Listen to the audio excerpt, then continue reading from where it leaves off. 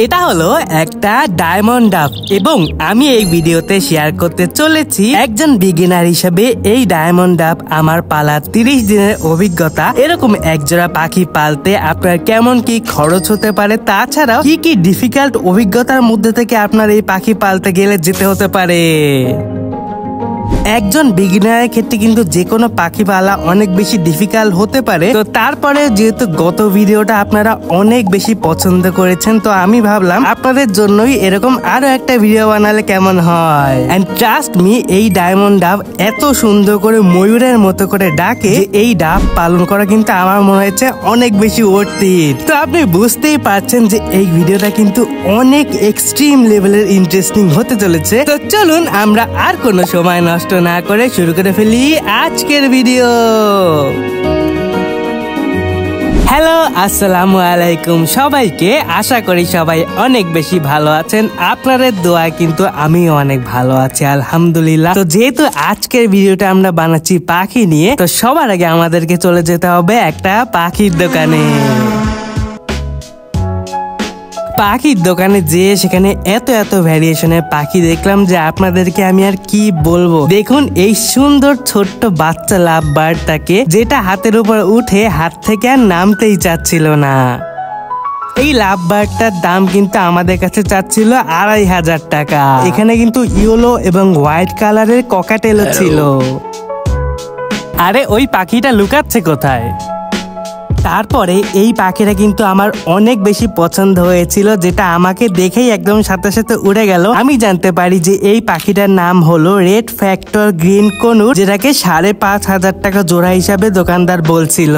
তাছাড়াও সেখানে কিন্তু ছিল এই ফিশার্স লাভ বার্ড গুলা, যেগুলাকে 7,000 টাকা জোড়া হিসাবে বিক্রি করা হচ্ছিল। এই সুন্দর কালারফুল গোল্ডিয়ান ফিঞ্চ গুলা কিন্তু 5,500 টাকা জোড়া হিসাবে বিক্রি করা হচ্ছিল।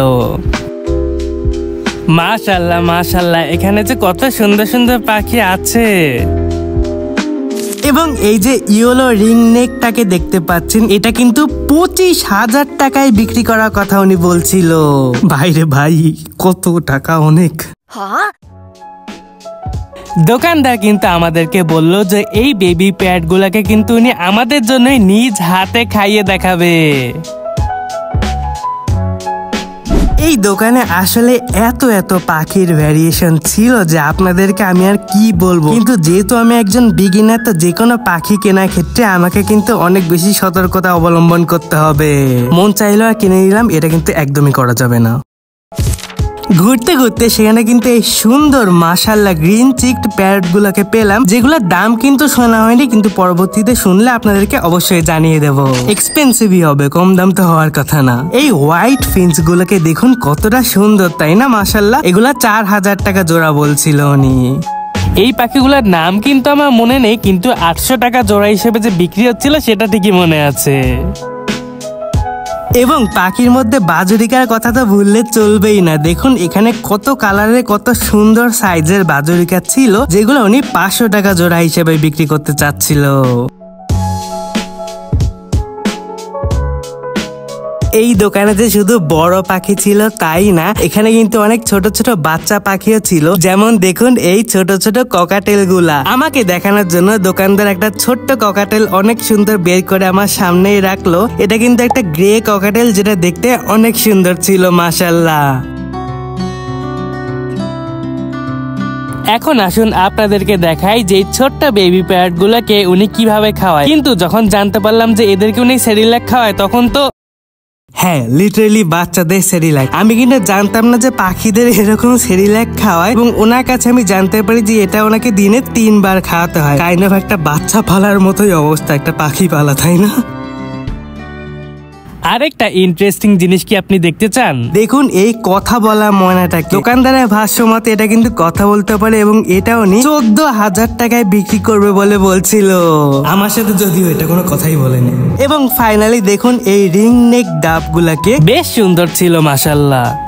ভিডিওর এই পর্যন্ত এসে থাকলে কিন্তু অবশ্যই সাবস্ক্রাইব করে আমাদের ফ্যামিলি মেম্বার হতে একদমই ভুলবেন না। এবং ট্রাস্ট মি, সাবস্ক্রাইব করলে সেটা কিন্তু আপনার জন্য অনেক বেশি ওয়ার্থ ইট হবে ইনশাআল্লাহ। তো পুরো দোকান যখন আমার ঘুরে ঘুরে দেখা হয়ে গেল, তখন দোকানদারের সাজেশনে এবং আমার পছন্দ অনুযায়ী একজন বিগিনার হিসাবে আমার মনে হলো এই ডায়মন্ড ডাব গুলোই আমার জন্য পারফেক্ট হবে। এগুলা কিন্তু উনি 700 টাকা জোড়া হিসেবে বিক্রি করছিল, যেগুলো কিন্তু মোটেও কম দামি না, কিন্তু আমার মনে হলো এটাই এখানে সব থেকে ভালো অপশন হবে আমার জন্য। আস্তে আস্তে যখন শিখে ফেলবো সবকিছু, তখন তো আরো অনেক পাখি পাওয়া যাবে, আই বিলিভ ইনশাল্লাহ। তো এখান থেকে কোন খাঁচাটা নিব সেটাই আমি তখন ঠিক করতে গেলাম। যেহেতু এই পাখিগুলো মোটামুটি সুন্দর সাইজে আছে, তো এদের জন্য কিন্তু আমার একটা বড় খাঁচাই কিনতে হবে। দোকানদার আমাকে সাজেস্ট করলো এই ওয়াটার পটটা নেওয়ার জন্য। অ্যাপারেন্টলি এটা ইউজ করলে পানি ময়লা হওয়ার কোনো চান্স নাই, তো আমি সেটাই নিলাম। তাছাড়াও সেখানে একটা খাওয়ার পট উনি দিয়ে দিল এবং এই কাঠটা দিয়ে দিল যার উপর আমার পাখি এসে বসতে পারবে। মাশাআল্লাহ, এই ডায়মন্ড ডাব কিন্তু অনেক সুন্দর। ইমাজিন করুন যদি এটার মাথার উপর একটা ডায়মন্ড থাকতো তাহলে কেমন হতো। থাক, আমি আর কিছু নাই বলি। সময় আসলে আমার পছন্দ নিয়ে ঘুঘুগুলাকে ধরা। দোকানদার এসে আমার জন্য দুইটা পাখি চয়েস করে দিল। প্রথমটা কিন্তু দেখে মনে হচ্ছে মেল এবং দ্বিতীয়টা ফিমেল, যদিও আমি অনেকটাই কনফিউজড। খাবার দিতে বললাম 50 টাকার এবং দোকানদার আমাকে বলল যে এই পাখিগুলাও চীনা এবং কাউন খায়। যদিও এখানে দেখে মনে হচ্ছিল আরো অনেক রকমের খাবার রয়েছে, যেটা আমি আপনাদের সাথে শেয়ার করছি সামনে। যাই হোক, পাখি নেওয়া যখন শেষ হয়ে গেল, তখন আর সময় নষ্ট না করে আমি সরাসরি আমার বাসায় চলে আসলাম। পাখিগুলোকে বাসায় আনার পর কিন্তু এখনো এদেরকে খাবার দেওয়া হয় নাই, তো লিটারেলি আমি এদের পানির পটে সুন্দর করে পানি ভরে দিলাম এবং খাবারের ওখানেও খাবার দিয়ে দিলাম। একটা জিনিস দোকানদারের ভাষ্য মতে যেটা আমি বাসায় এসে আরেকটু সুন্দর করে বুঝতে পারলাম, যে ছেলে পাখিটার কিন্তু একটু মাথা একটু বড় টাইপের হয় এবং এটার যে চোখের চারিপাশে রিং আছে সেটা একটু বেশি ডার্কার এবং মোটা হয়, এবং ফিমেল যে পাখিটা আছে সেটার মাথাটা কিন্তু একটু চিকন হয় এবং এটার যে রিং আছে সেটাও তুলনামূলক একটু কম মোটা হয়। তো সেদিন রাতে আমি আমার এই সুন্দর ডায়মন্ড ডাবগুলা কিছু ছবি নিয়েছিলাম, যেগুলো এই যে। তো ডে 2তে আমি দেখলাম আমার পাখি সামনাসামনি প্রথমবার আমার সামনে খাচ্ছিল। যদিও এখানে একটাই খাচ্ছিল, কিন্তু আরেকটাকে দেখে মনে হচ্ছিল যে এটা কিন্তু অনেক বেশি কিউরিয়াস। ডে 5-এ আমি প্রথমবারের মতো আমার এই পাখিগুলাকে আমার বাসার বারান্দায় আনি এবং বাসার বারান্দায় আনতে এরা কিন্তু অনেক বেশি কিউরিয়াস হয়ে যায়, যেটার কারণ কিন্তু আমি অবশ্যই জানি। এই যে বারান্দা থেকে যে ডালপালাগুলা দেখা যাচ্ছে, এখানে কিন্তু অনেক দেশীয় ঘুঘু এসে বসে, সম্ভবত সেগুলাকে দেখেই এই পাখিগুলাও অনেক বেশি কিউরিয়াস হয়ে গিয়েছে। ডে 7-এ যে আমার এই পাখিগুলাকে একটু বেশি ফোলা লাগছে না? এরকম কেন হচ্ছে? মনে হচ্ছে একটা বলের মতো হয়ে আছে এরা, তাই না? ডে 13-এ কিন্তু অনেক ইন্টারেস্টিং একটা বিষয় হয়। আমি ফার্স্ট টাইমের জন্য এই পাখিগুলা যখন ডাকে সেই ফুটেজটা নিতে পারি। দেখুন কত সুন্দর করে ডাকে, একদম ময়ূরের মতো করে লেজগুলা ছড়িয়ে দেয়। মাশাআল্লাহ মাশাআল্লাহ। ডে 17 আমি দেখতে পেলাম যে এরা কিরকম ফুলে আছে। দেখে মনে হচ্ছে একটা তুলার দলা হিসাবে এরা এখানে বসে আছে, তাই না? যদিও আমি কাছে গেলে এরা তখন আর ফুলে থাকে না। ভাই, আমাকে নিয়ে তোদের কি সমস্যা? ডে 20-তে আমি তাদের প্রথমবারের জন্য ঘুমানোর ফুটেজ নিতে পারি। ঘুমানোর সময়ও কিন্তু এরা এরকম ফুলেই থাকে।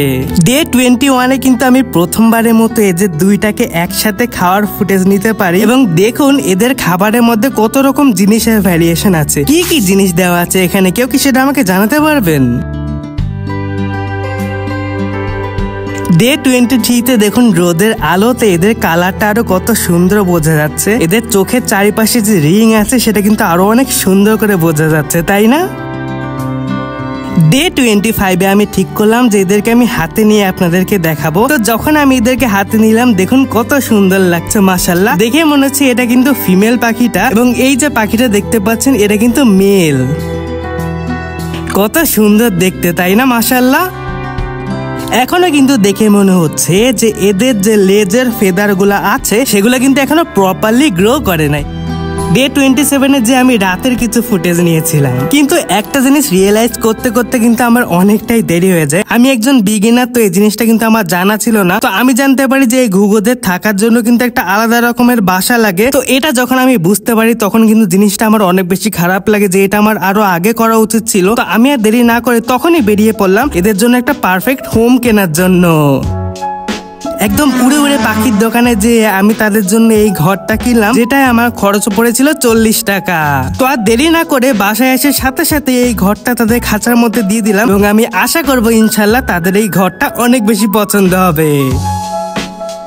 এরকম দেখতে দেখতে কিন্তু এটা ডে 32 ফুটেজ, যতদূর আমি জানি। ডে 32 এসে কিন্তু দেখে মনে হচ্ছে এই পাখিগুলো কিন্তু যথেষ্ট বড় হয়েছে মাশাআল্লাহ, আগের থেকে তো অন্তত অনেকটাই বড় হয়েছে এবং আমি আশা করব যে এই পাখিগুলো এখানে অনেক সুন্দর করে আছে। তো আপনাদের কি মনে হয় এই পাখিগুলোকে কি আমি অনেক সুন্দর করে পালতে পেরেছি? যদি এখানে আরো কিছু সাজেশন দেওয়ার থাকে সেটা কিন্তু অবশ্যই আমাকে কমেন্ট করে জানাতে ভুলবেন না।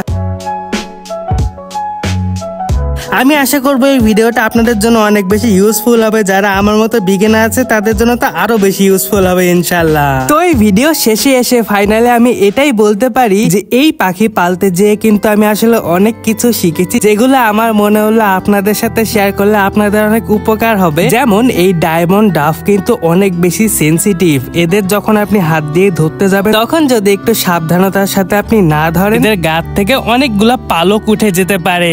এই পাখিগুলা কিন্তু অনেক সুন্দর আওয়াজ করে, যেগুলো শুনতে অনেক ভাল লাগে। তাছাড়াও এই পাখি নিয়ে আমি যতদূর বুঝলাম এই পাখিগুলা কিন্তু তুলনামূলক অনেক কম খাঁচা নোংরা করে। এবং আরেকটা জিনিস না বললেই নয়, অনেক চঞ্চল এই পাখিগুলা এবং যখন আপনি এদের ময়ূরের মতো ডাক শুনবেন তখন তো আপনার মন জুড়িয়ে যাবেই।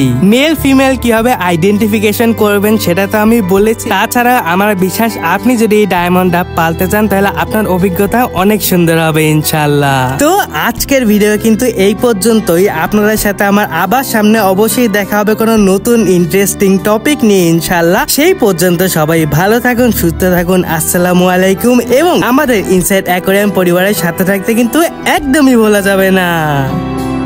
টাটা সবাইকে।